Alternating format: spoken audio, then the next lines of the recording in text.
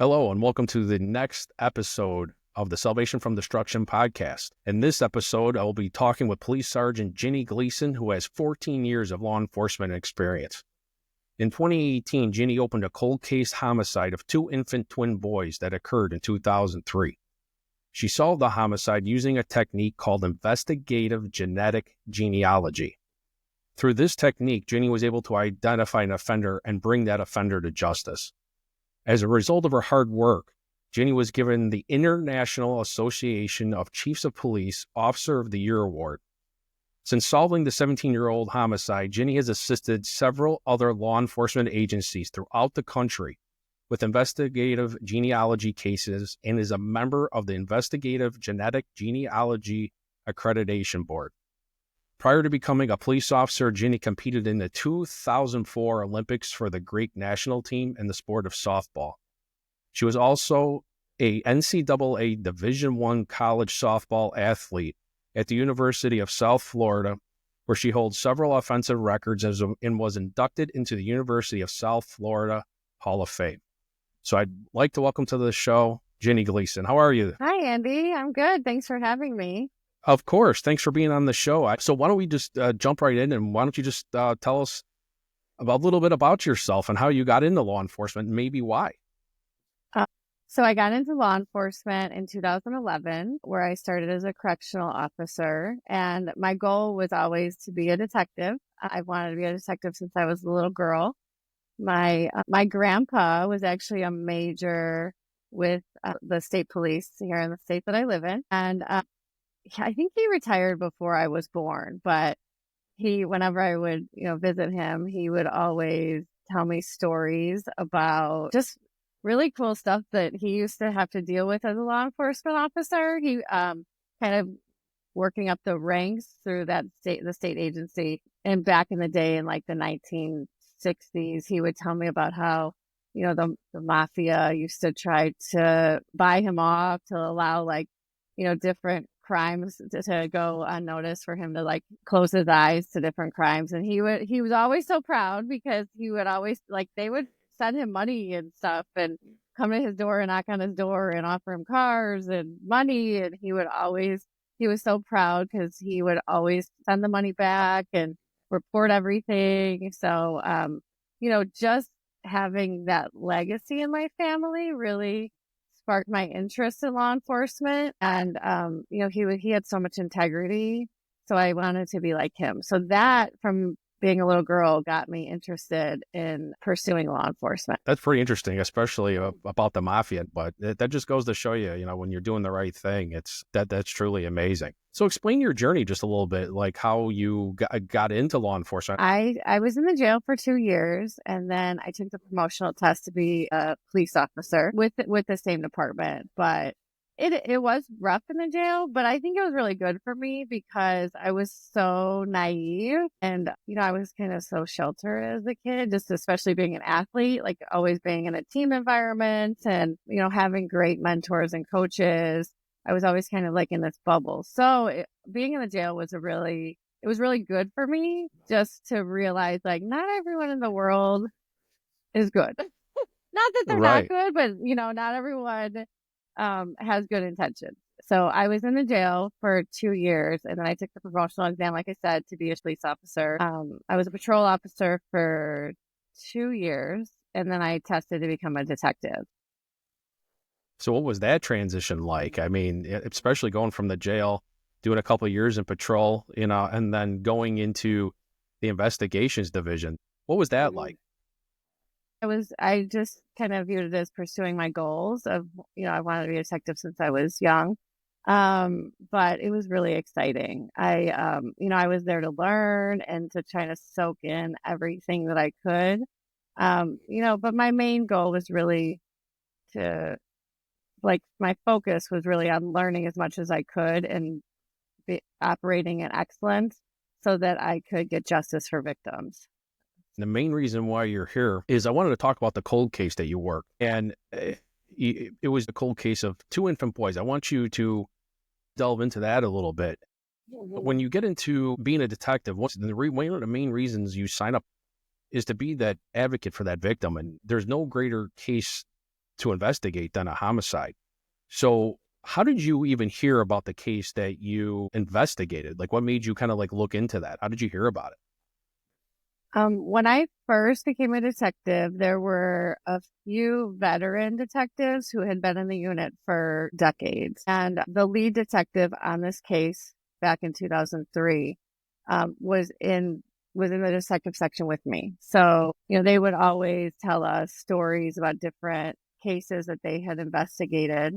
The original lead detective, before he retired, had shared, this case with me and with other detectives as well. So that's how I had learned about this investigation of the newborn twins. So in June of 2003, in an area that was south of Chicago, there was an employee from Waste Management that was collecting all of the garbage from the trash receptacles in an alley. So she dumped the trash from the trash bins, and she was going to lift it onto the truck. So when she looked in, she was in her truck. When she looked into the bin, she saw what she thought was a baby doll. So she went and investigated, she saw that it was a baby that was deceased, and then there was another one as well. So there were two baby boys. So she reported it, and then obviously our department conducted a very thorough investigation back then. They did an excellent job, but unfortunately back then, the birth mother or the suspect, whoever was responsible for these newborn twin boys' deaths, was not identified. So the medical examiner had determined that they were alive at some point, and their cause of death was asphyxia. So it's a horrendous case. I always kind of kept this case in the back of my head. I've always kind of been drawn to cold cases just because I can't imagine being a family member of somebody who is deceased and just never knowing what happened to their loved ones or who killed their loved ones. I can't even imagine that pain. So I've always kind of been drawn to cold cases. So when in 2018, I always I always follow kind of cold cases. So I had followed the Golden State Killer case for a couple of years. And in 2018, when the news broke that they had identified that offender from the Golden State Killer case through investigative genetic genealogy, I went to my boss at the time and asked him if we could open the baby case. And our department was very responsive. We ended up contracting a company called Parabon Nanolabs, who they are experts. They're the leading genetic genealogists in investigative genetic genealogy. So we actually had a sample, a DNA extraction of the birth mother's DNA from the placenta. So instead of sending the twins' DNA, we were able to isolate the DNA extraction of the birth mother from the placenta. So we sent that off to a lab that is associated with Parabon to create what's called a genetic genealogy DNA profile, which is different than a CODIS profile. So it's a totally separate extraction. Can you tell us what that actually is for people who don't know what the investigative genetic genealogy is? Yeah, so investigative genetic genealogy, it actually originated by groups of hobbyists to try to help individuals find their birth parents or, questions in their family tree, usually adoption cases or somebody who doesn't know who their birth father is, things of that nature, where the researcher would test with a company, like a private company like Ancestry.com or 23andMe. There's several companies. And then through their DNA matches, they would build family trees from their DNA matches and networks in order to try to identify whatever they're looking for, whether it's their birth parents, birth father, grandparent, whatnot. So it's actually the same technique to find unknown DNA samples. It's used primarily for investigative genetic genealogy with law enforcement, is used primarily for unidentified remains, to try to identify remains that were found that they don't have a name, nobody knows who they are, or for murder suspects, sexual assault, rape suspects, things of that nature, more violent crimes. So we had the placenta from the birth mother of the twins, and we sent the DNA sample off to a lab, a private lab, to create a DNA profile. And then that profile was uploaded to gedmatch.com. There's two databases. Well, there's really three now. But back then there were two databases that law enforcement could use for investigative genetic genealogy. One is gedmatch.com and the other one is Family Tree DNA, ftdna.com.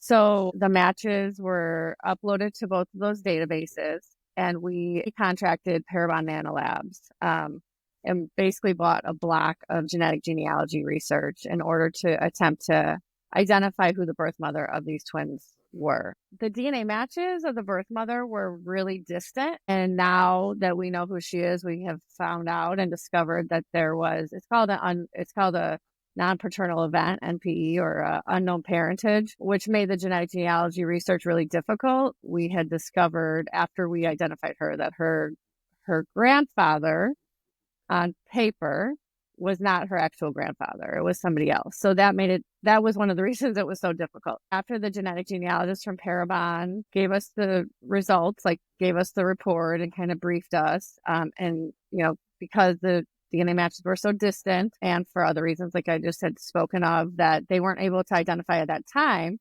who the birth mother was. So there would be more research that needed to be done. So I actually, along the way, over the year and a half or whatever it took to solve it, I had learned how to do genetic genealogy because the matches were so distant, and I didn't think that us just giving more money and more money and more money, I didn't know what the results would be, and I didn't want to waste the resources from our law enforcement agency. I actually learned how to do genetic genealogy. The genetic genealogist from Parabon and I became really good friends, and I started building family trees of the matches, and I would call her and be like, hey, what do you think about this? And hey, what do you think about that? So along the way through that year and a half, she taught me how to do it. And we had to reach out. There's a lot of work especially when you have matches that are so distant, because we're going back to the early 1800s for common ancestors. So that's just how you with genetic genealogy, you have to identify a group of shared matches, who their common ancestors are. So we're going back way far. So it's really, really difficult. So my partner and I would identify living people from each branch of these common ancestors. And we went and we knocked on their door or called them and asked them, hey, can you help us out here? We had asked if they had, tested with a private company. And if they had, we had asked them if they would help us out and upload their DNA matches to GEDmatch. So we actually had a really good response. There were a lot of family members, distant family members who helped out in identifying, who the birth mother was of these twins. And it was interesting because there was one line that went to Bohemia, and then there was another line that went to Ireland. So we knew that was the ethnicity of the birth mother. The two ethnicities were Bohemian or Czech or an Irish. That's crazy. Yeah, that's it was really crazy. Cool. So we at first, my partner and I, we at first just kind of started tackling the Bohemian, that's what they used to call it back then, the Bohemian line inside, and all the matches and the family members and stuff, to see kind of where they fit, and how much DNA they shared with the birth mother. And then the genealogist from Parabon was like, why don't you ask some of the matches on the Irish line? So I ended up contacting one of the matches, this really wonderful lady that lived in Texas, who is Christian, and she's just wonderful. And I had asked her, if she's tested and would she upload her DNA, and she did.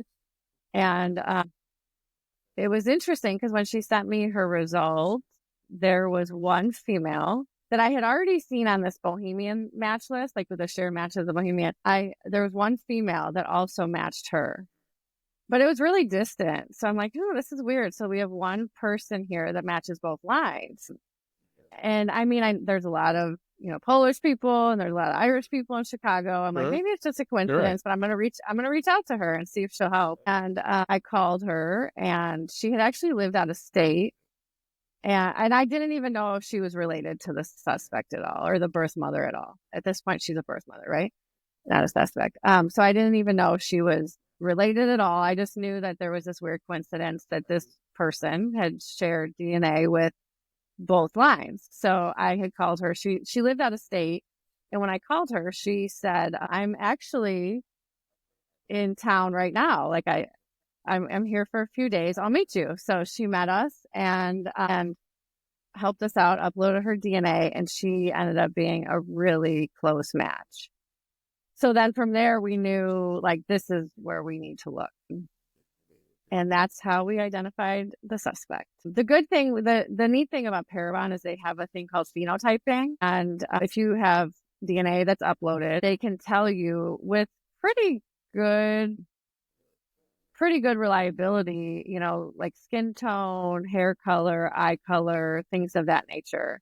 So we were able to kind of narrow down somewhat of a potential, like who's potentially the suspect from the genetic distance of this match that helped us, right? Who it could be. So when we ended up doing more research on this female that we had thought it would be, we had learned that years before the twins were killed and discarded, she had lived about a block and a half from where the twins were discarded. She didn't live there at the time, but she was familiar with the area. The suspect actually lived out of state. So we had contacted that state law enforcement agency, and they were really helpful. Obviously, with law enforcement, we do a lot of intel research and things like that. My boss and I went up there just to kind of see where she lived, what kind of car she drove, kind of like sit on her for a little bit to figure out maybe a little bit about what her pattern of life was like.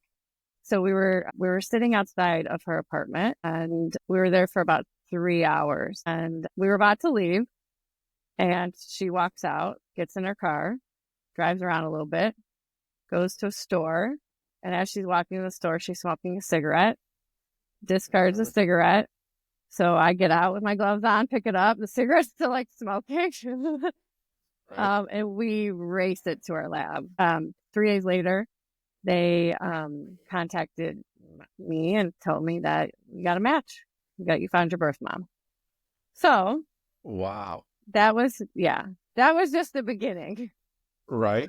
There is no feeling like that, especially when you're hot on a trail and that there is no hunt like that. Then when you're getting closer and you're getting closer to something like that, and to finding a murder suspect, especially someone who murdered 2 children, your heart starts going, your adrenaline starts going. It's hard for you to sleep at night, and you really start thinking because you know that you're hot on the trail after this person. So keep going. Go ahead. So what'd you guys do next? So once we identified her, I wanted to know more about this type of person that would do this. So I had ran into an FBI profiler in a training class that I was in a couple months before that. So I ended up calling her and asking if she knows anything about these type of, mothers or this type of situation, because it was kind of unfamiliar to me. And they did the BAU for the FBI, the Behavioral Analysis Unit. They had conducted a study, and they were pretty much experts in what it's called neonaticide offenders. Neonaticide is when a mother kills their newborn child within 24 hours of it being born. And the FBI had conducted a study and interviewed about 60 or 70 of these women who had been identified in doing this. So they actually gave us a lot of information, because this type of offender is very different than what one would think. In society, we kind of try to provide a reason for why a mother would do this to their children, and what kind of like the perception that we would think is totally different. So we worked with the FBI profilers on, developing a good strategy, because this type of crime, you typically need a confession, because, even though the medical examiner said, they were born alive, and a defense attorney can grab anyone and, say that they're an expert. So we needed a confession. And one of the things that I had learned from the FBI profilers and all their interviews is that very rarely do these women admit to ever being pregnant. Most of the time, Really? yeah, most of the time, nobody knows that they're pregnant. They hide their pregnancy, and usually nobody knows about it. Typically, the baby's born like in a bathroom or in a shower. And then when the baby comes out, when they cry, a lot of times they, will suffocate them because they don't want anyone to hear the baby crying. And then their disposal of the baby is really usually not planned out very well. It's pretty hasty. And then they go back to normal life. One of the things that the FBI profilers had really, I really didn't wrap my brain around it until I had reached out to other agencies to see if they had gotten a confession from a neonaticide offender or even just conducted interviews with them. And they sent me their interviews or told me about the interviews. Just that there's like no emotional attachment to the babies at all, which is really sad. So we work with the FBI profilers. They were really wonderful. I was able to get a lot of her medical records to see if she had ever had an abortion or if she ever had a stillbirth before, things of that nature, if she had ever been pregnant before, because that helps with the prosecution, that she knows the signs and symptoms of pregnancy and things like that. So we did a ton of research and preparation before even thinking about picking her up and interviewing her, because we knew that it would be so difficult. Like I said, that the FBI profilers had said that very rarely, they never, they don't even, it's very difficult for them to even admit that they were pregnant, let alone, gave birth to a live baby and then whatever they did after that. So we did a ton of extensive preparation.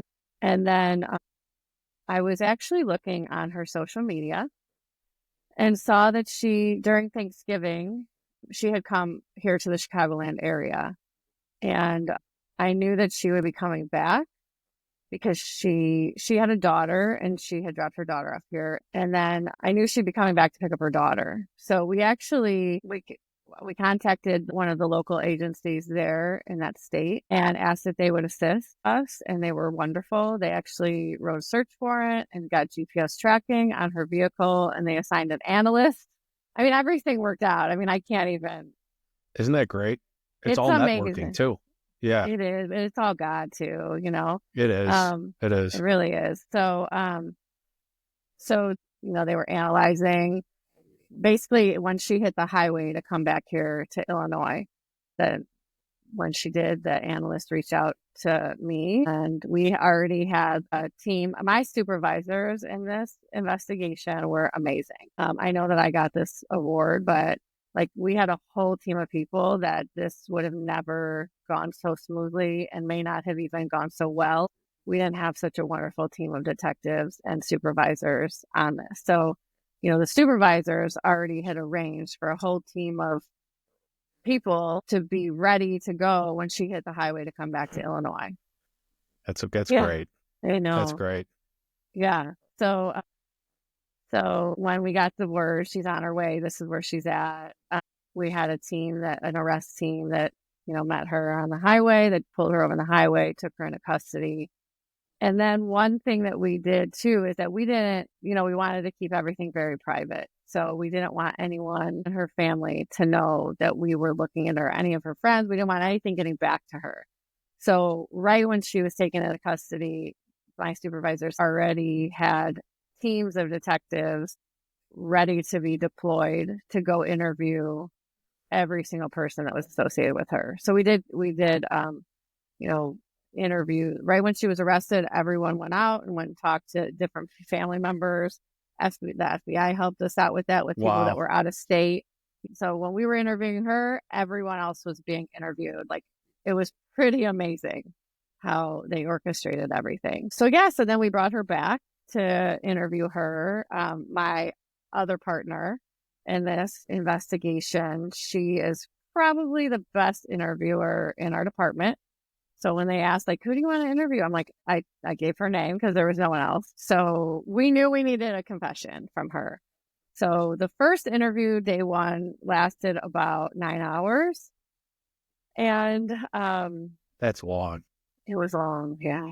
That's long. When you get into those marathon interrogations, when you walk out of those, it feels like you just got hit by a truck, because it's like mind chess. You're just trying to anticipate what they're going to say, not say to you. And the good thing is that you actually got her talking. Yeah. Well, Good stuff. I give that all to my partner. I mean, I just let her. I just was like, go, because she's amazing at that. So she's the one that got the confession from her.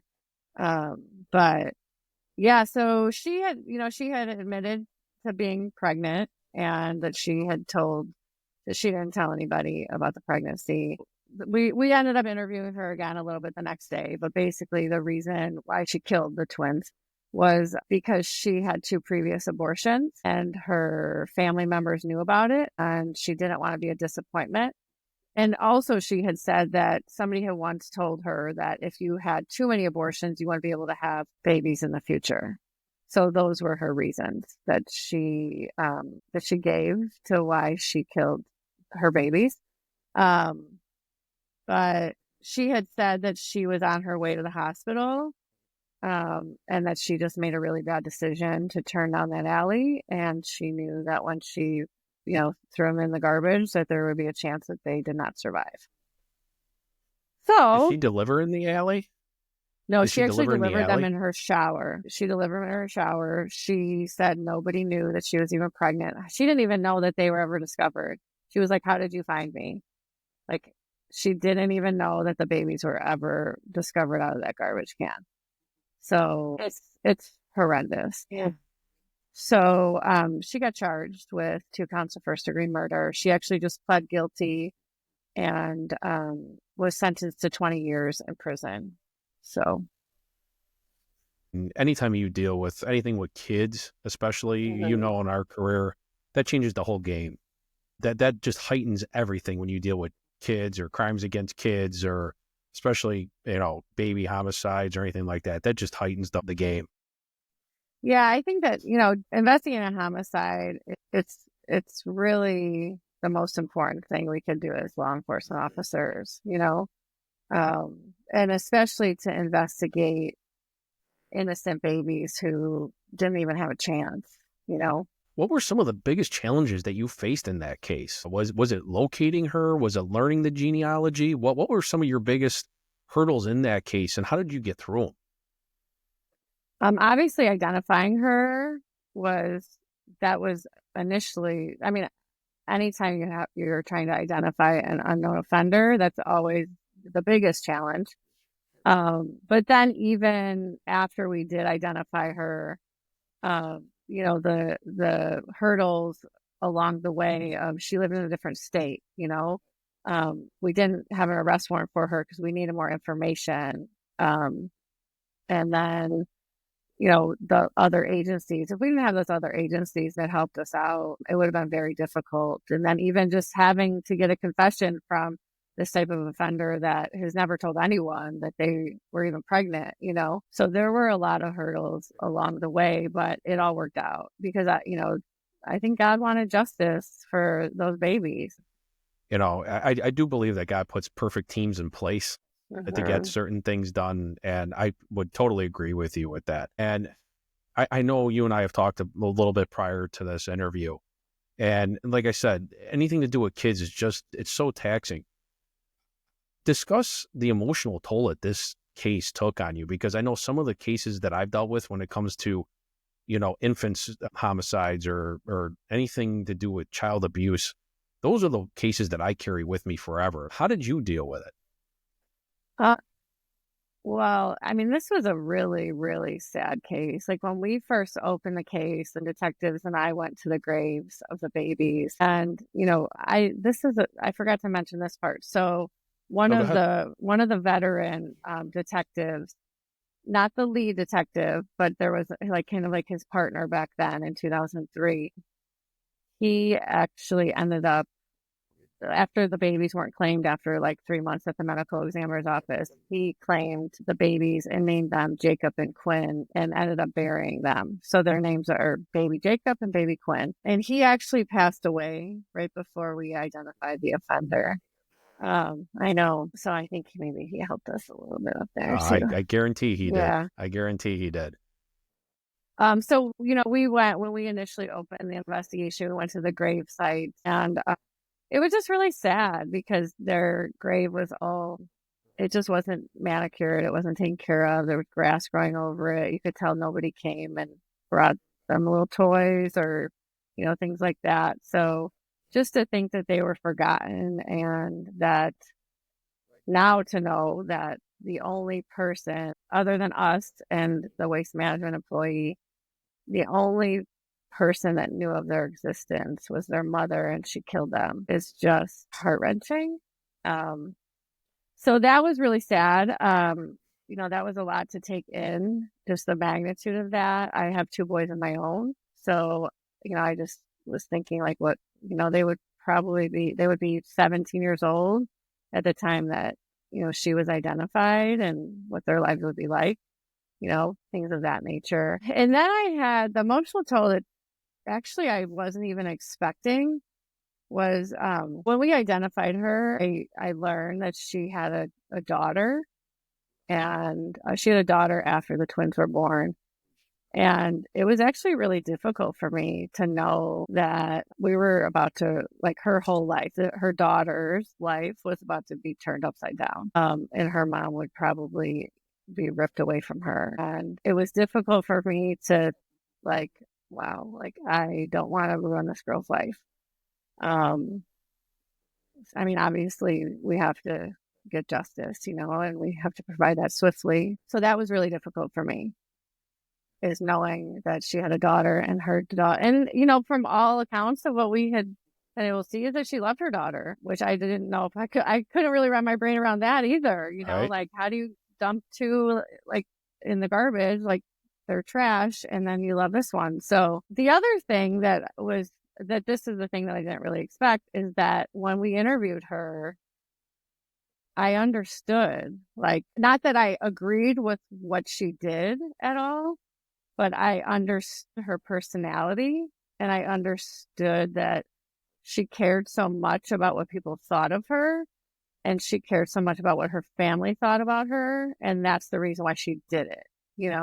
I had very conflicting emotions with this case, because there was so much, it was just coming at us from all different angles. When this case was done and over, I sobbed for an hour or so, and I usually don't really, just because it was, there was just so much. I felt so bad for those boys that never had a chance. I felt so bad for her daughter, and it was just really emotional. And how can it not? When you break it down in its simplest of forms, we see the things that the human mind, body, spirit are not necessarily meant to see. And then when you're invested in these cases, at least for when I was a detective, even when I was on the street as a sergeant, even patrolman, but especially as a detective, you get so invested in these cases, and it starts just absorbing every aspect of your life.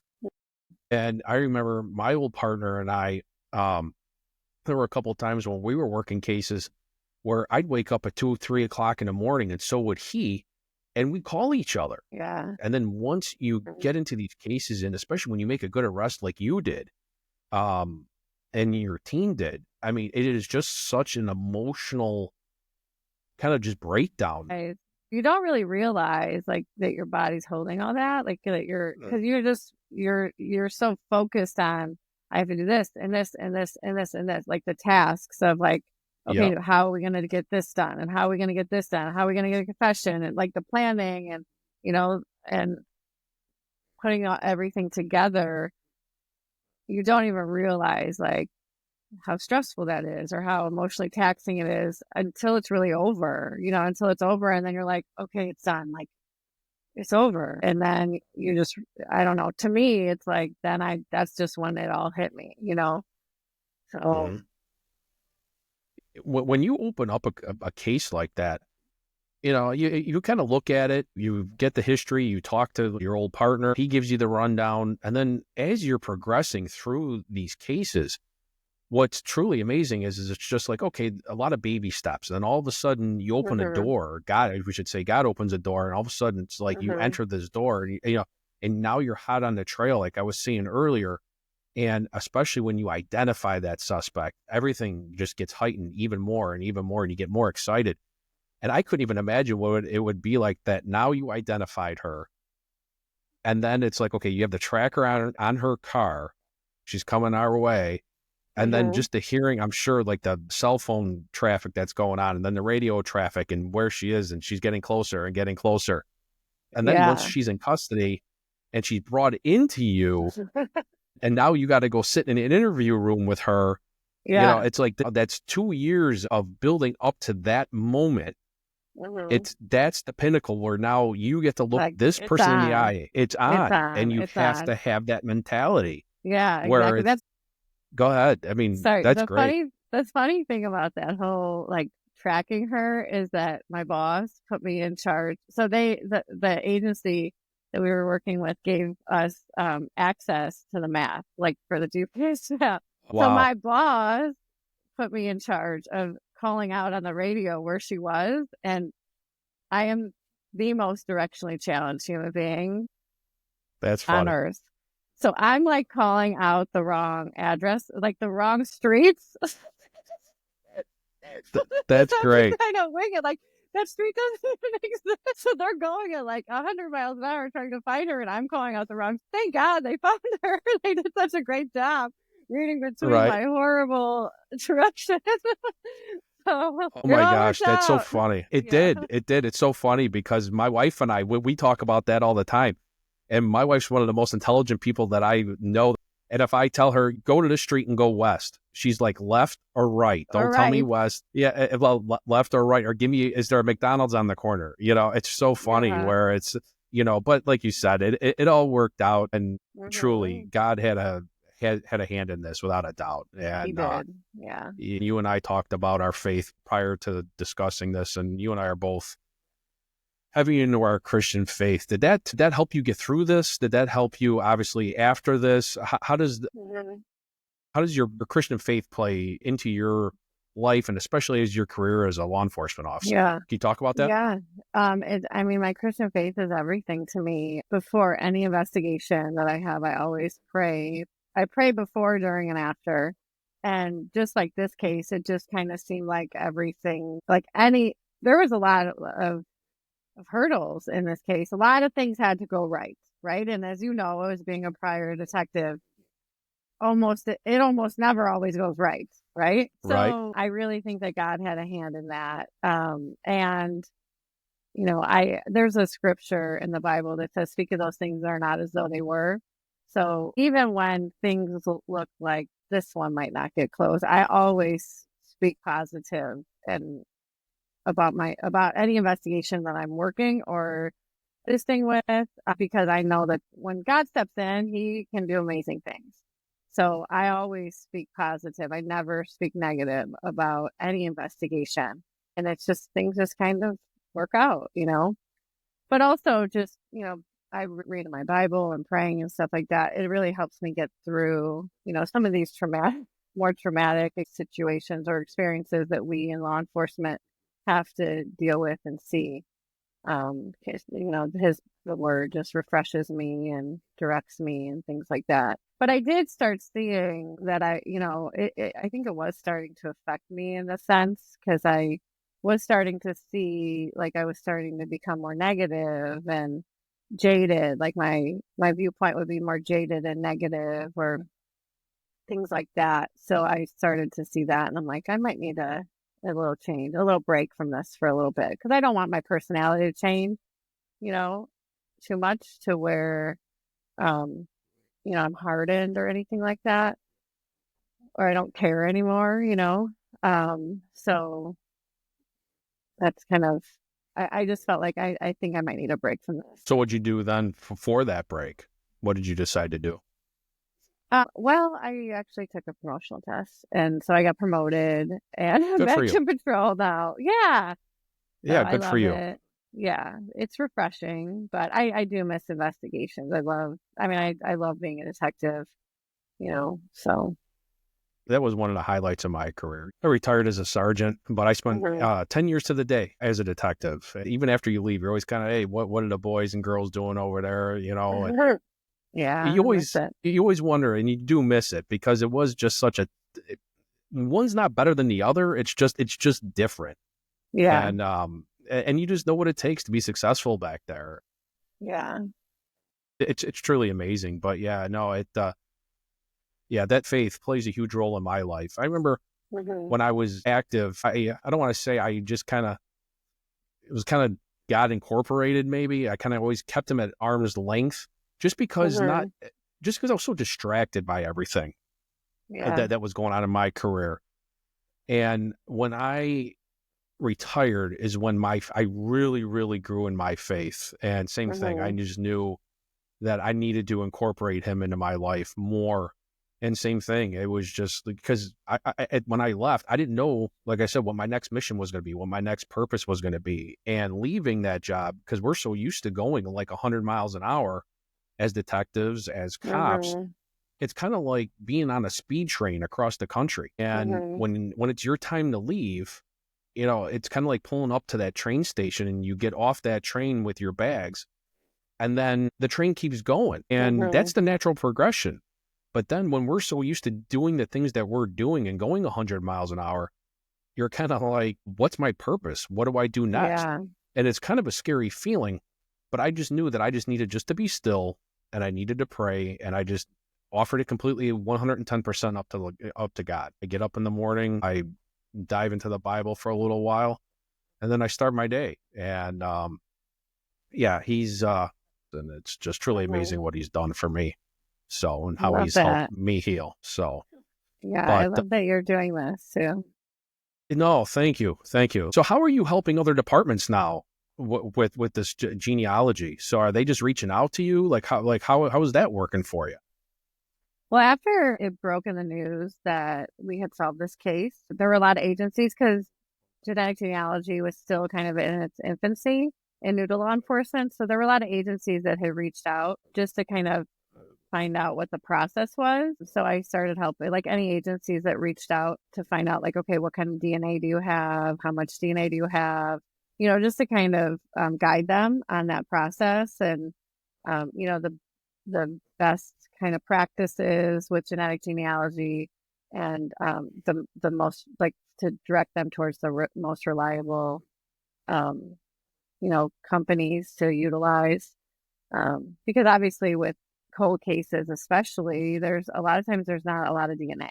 So I wanted to make sure that the DNA that they had was being handled responsibly and delicately. So I would help them with that. There were a lot of agencies also who had unidentified baby remains that reached out for help as well. So yeah, so I've been helping since then, or even like if I am really good friends with some of the genetic genealogists at Parabon, sometimes they would have a case like in my area, like, not even a case in my area, but where like DNA matches come back in my area and they just need more information. So they would ask me like, hey, can you go knock on this door and see if these people would help? So I help Parabon and just other agencies, just to kind of be I kind of consult agencies, I would say, Okay. with the process of genetic genealogy and how to go from there, how to set their case up to be most successful, basically. I wish I would have known about that too, but back in the Mhm. day, but like I said, is this a relatively new practice or how long has this been around, would you say? Do you know? Since Yeah. 2018, so the Golden State Killer case was the first case Okay. where a suspect was identified using genetic genealogy. So since 2018, yeah. Wow. It's a powerful resource for law enforcement. Arguably, I think it's the most powerful resource since DNA itself to be able to identify, unknown DNA sources that don't hit in CODIS. Absolutely. I mean, because that is just amazing how you just kind of did like the family tree and that's how you were able to identify that suspect. Otherwise, if she wasn't in CODIS, which is where all DNA, for people who don't know, CODIS is where if someone submits DNA for criminal reasons or goes into this database. So that's how a lot of times we'll solve homicides or burglaries if they drop blood or something like that, or sexual assault. It's just a major database. So if the person's not in that necessarily, it does make DNA cases a lot harder to try to solve. You said that also too, that you're helping people with parentages and adoption cases. Like, can you talk about that too? I mean, because that sounds like amazing work as well. Yes. So when I was working with the genealogist, the genetic genealogist with Parabon, she had said, "Oh, it seems like you're really interested in this. You should maybe, if you want, you can get better and practice helping, people find their birth parents, unknown parentage or adoption cases." So I ended up volunteering with, I don't know if you know CC Moore. Have you heard of CC Moore? No. She's like, I think she's like the pioneer of genetic genealogy. She's, one of the people who had kind of invented it. She's brilliant. But she, for, I don't know, maybe 20 years has had this group called DNA Detectives on Facebook. So it's basically people who are searching for some sort of answer. They have some sort of question about their family history or family lineage, whether, like I said, whether they are adopted or if they don't know who a birth parent is or grandparent, or if they're a foundling is somebody who was abandoned as a baby or an infant and has no identity. So they're just like abandoned, kind of like in front of a shopping center or somewhere else, and they have no identity. So she started DNA Detectives I think it was 20 years ago. Don't quote me on that. Where people can volunteer, people who are into genetic genealogy and know how to do it. They can volunteer as a search angel and help searchers find whatever they're looking for. So I started, I think maybe in like 2019, I started volunteering with DNA Detectives as a search angel, and it's just really rewarding. It's actually a lot like detective work, but it's really rewarding just helping people, find answers to their roots, basically, like where they come from. Now, is there any particular case that sticks out in your head, like where you helped somebody that you could share with us, where you were so excited and they were so excited, and then you really felt like you really, really helped the person? Yeah, George. No, that's okay. There's one of the searchers that I had helped. His name was George, and he was like a 74-year-old man who was adopted, didn't know who either of his parents were. And he was really lovely. In the beginning of the search, he had said that he doesn't really want to meet anybody. Like, if we're able to identify his birth parents, he didn't really want to meet anyone. He just wanted to know. He just wanted to know where he came from. So I ended up being able to isolate both his maternal and paternal line, and where it just kind of came down to like a few people that it could be. So typically when we get pretty close, like as search angels, we're not allowed to contact the family members, the immediate family members. We really promote that the searcher does that, because sometimes that's like the only time, like if they contact a possible birth mother or possible birth father, right? Like that may be the only interaction they will ever get with their birth parent or with a close family member, because unfortunately a lot of times, they kind of shut them off. The family members do. So we usually don't reach out. But George, he's so sweet. He was really scared to reach out because he was scared of rejection. But we needed him to reach out because we needed to get more information, like to be able to narrow it down. So yes, this is your birth mother. So he asked me to do it. So I cleared it with like the admins of DNA Detectives. Just say he doesn't want to. Is it okay if I do this? So I ended up identifying somebody who I thought could possibly be his nephew. After George, so I reached out to this person and some family questions or whatever, and just said, you could be closely related to this person who was adopted and was wondering if you'll help out. And he ended up testing, and it was his nephew, his half nephew. So we had learned that he had a half brother on his maternal side, And the interesting thing is that his nephew that I had reached out to and him, George, were stationed at the same military base for like, I don't know how long, but for extensive amount of time in Virginia. Yeah. So it was so neat to me because he had been searching his whole life, or like wondering his whole life who his family members were. And his nephew, who he didn't even know, and him were stationed at the same base in the past before. So, so now they have a great relationship. He has a great relationship with his brother, and we were able to identify his paternal line as well. And he like has this whole new family, and he's so wonderful. So I'm so happy for him. So that's really rewarding, you know? Yeah. To be able to help somebody kind of put the pieces together of where they came from.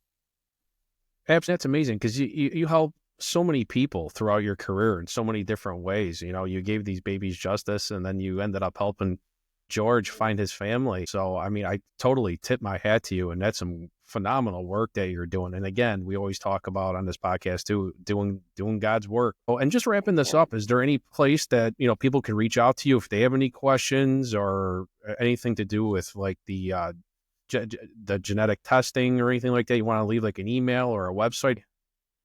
My email is virginiamarie1328@gmail.com if anyone wants to reach out to me for questions or anything like that. And then I just, you know, if anyone's interested in helping solve a cold case or an unidentified remains case, if you've tested with a private company like Ancestry or 23andMe or MyHeritage, I really urge you, if you want to upload to gedmatch.com, it's GEDMATCH.com, and you would have to select that you want to, you know, you want law enforcement to be able to see your results. They can't see your results. They could just basically see your matches, or if you match one of their kits, you know, like unidentified remains or a suspect, or FTDNA as well. If you want to assist in helping possibly solve a cold case, you can upload your DNA to those two websites. Well, thank you again for your time, Ginny. I mean, that was just some fantastic information. And again, thank you for your service. Thanks for doing just such a great job and sharing your stories with us. Thank you for everybody who took the time to listen to this podcast. Please like and subscribe to my channel. It helps the channel. And Ginny's email, my email, and Instagram page will be down in the description. Thank you, everybody, for your time, and have a good day.